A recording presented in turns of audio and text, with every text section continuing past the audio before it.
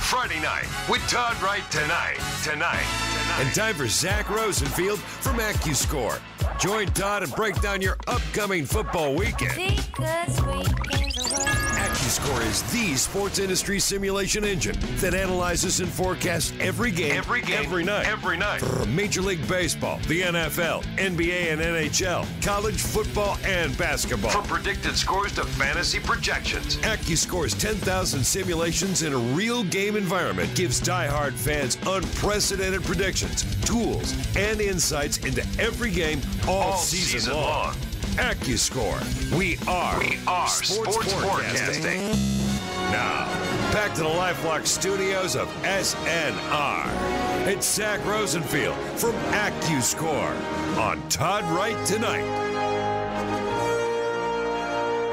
And for more, we've talked to Zach before, and many of you are familiar with Zach's work from AccuScore.com.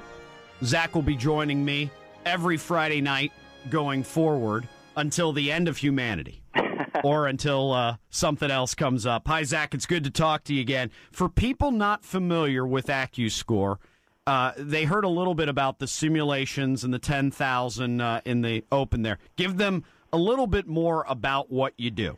Yeah, thanks again for having me back on your show, Todd. It's really good to be back. AccuScore is a simulation engine created by a guy named Stephen O that takes into account every player's performance and statistic over the last 3 to 5 years.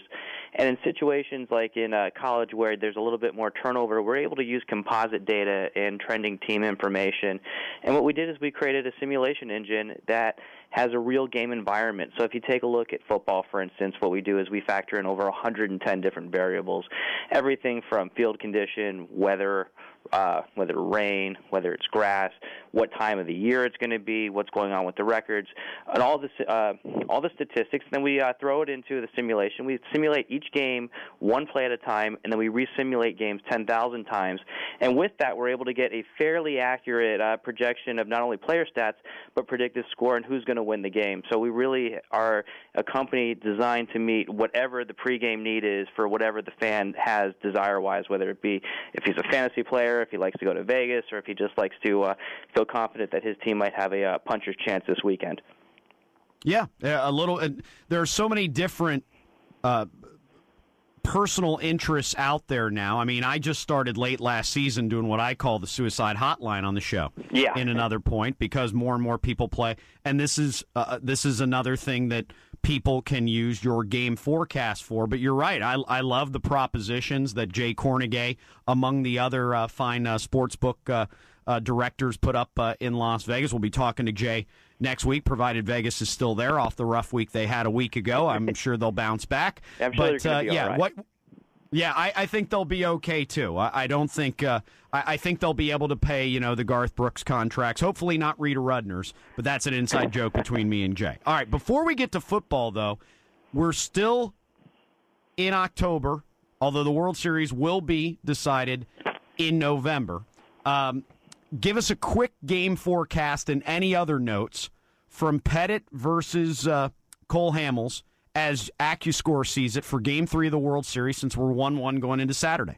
Well, with baseball, it's really interesting because the game, it's not a high-scoring game like basketball or football. I mean, you have low-scoring games, and we get into these situations where you have, if we take a look at Game 3 tomorrow night, we have the Yankees winning 5.5 to the Phillies 5.1. But if you convert that into a simulation, the Yankees won 52.4% of our simulations for that game under those conditions.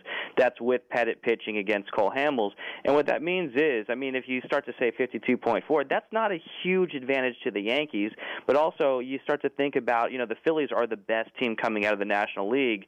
They're the National League champs. They're at home. You have to be concerned that with a guy like Cole Hamels, who should be a shutdown pitcher, who hasn't really lived up to what he posted last year, that the Phillies wouldn't be the favorite. 52.4 means that in the 10,000 simulations, the Yankees won 5,240 times of that game. And, it really comes down to, with the simulation engine, projected lineups. The Yankees have a murderer's row over the course of the season, and the Phillies kind of are getting hot right now. Our simulation engine takes into account the entire spectrum, and not only for this year, but for what all these guys have done over the course of the career.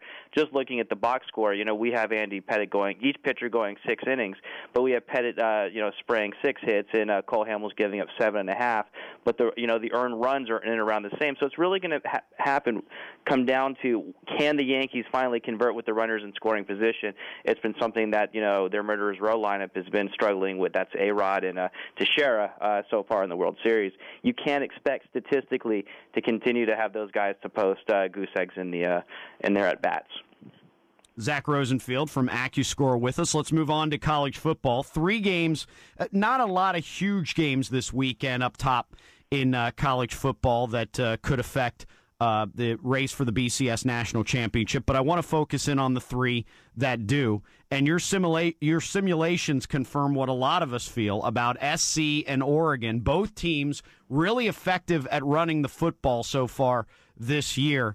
And does it ultimately come down to which team exerts its will in doing that and will win this game? I think it's less about which team exerts their will and which team defensively is able to come up with the big takeaway. Mazzoli at the beginning of the year, he's very, the biggest thing that an AccuScore simulation values in football is turnovers and no negative plays. Which team can limit the negative plays?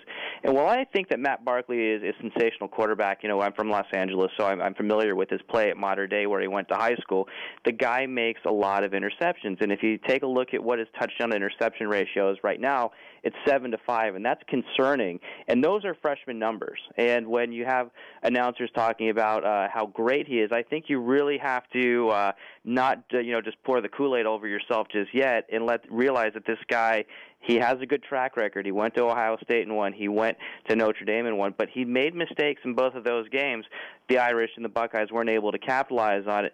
After watching last week's action, I thought Oregon was the best college football team playing last Saturday. If Mazzoli can limit the mistakes, and then, Barkley, who we only have throwing for 118 yards and an interception, if he can limit his mistakes, you're going to have a close game. But we're inclined to think that at night, with the home field advantage, with the more experienced field general in Mazzoli, that we give a slight edge to Oregon. And what's interesting in looking at our numbers so far this season in picking Pac-10 winners, we're 17-5. Our simulation is in picking Pac-10 winners, and we're 12-2 in games involving USC and Oregon. So that's got to be encouraging if you're an Oregon fan, because if they win, they're very much in the hunt. And, much to your point, while this weekend doesn't have huge games, the biggest loser of the weekend already with only one game in is the University of Cincinnati, who just watched West Virginia lose, which means they'll only play one ranked team the rest of the way. TCU only plays one more ranked team the rest of the way. Huge blow for Cincinnati in their hopes to get to a BCS championship game should Texas and Iowa lose. Zach Rosenfield from AccuScore with us as we continue here on Todd Wright Tonight on Sporting News Radio. Give me some quick thoughts on these next 2 college games so we can get to some NFL. Sure thing. Mac Brown is unbeaten against Oklahoma State. These are the games Oklahoma State just doesn't win in trying to break through in the Big 12. Any difference on Saturday? Not according to our simulations, where Texas is winning 3 out of every 4. Well, Mac Brown doesn't lose to Oklahoma State sure comes close every year. And one thing that our computer won't take into account is historically how good Oklahoma State has played Texas in Stillwater. The big difference in this game is that Kendall Hunter is going to come back and split carries with Tostin. But we think Tostin might be a better running back from a numbers point of view than Kendall Hunter. Both guys put up big numbers. When we simulated this game at the beginning of the year, we simulated, we didn't think that Oklahoma State was going to be susceptible to the passes they showed they were against Houston, and we also considered Des Bryant.